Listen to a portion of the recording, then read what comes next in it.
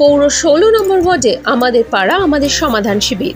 রাজ্য সরকারের অভিনব কর্মসূচি আমাদের পাড়া আমাদের সমাধান, যেখানে সাধারণ মানুষ তাদের পাড়ার বিভিন্ন কাজের প্রস্তাব তুলে ধরছে সরকারি আধিকারিকদের কাছে। গয়েশপুর পৌরসভার ১৬ নম্বর ওয়ার্ডে বৃহস্পতিবার অনুষ্ঠিত হল আমাদের পাড়া আমাদের সমাধান শিবির।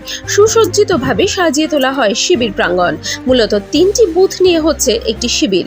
বাংলার ৮০,০০০ বুথে চলবে এই কর্মসূচি।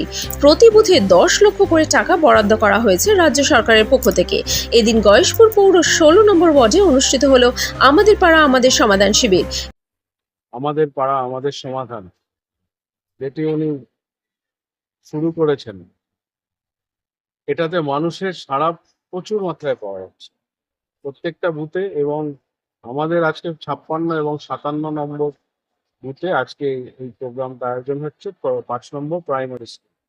মানুষের উৎসাহ ভীষণ, কারণ আজকে যেই কথাগুলো মানুষ বলবে সেটা আগামী দিনে বাস্তবায়িত হবে।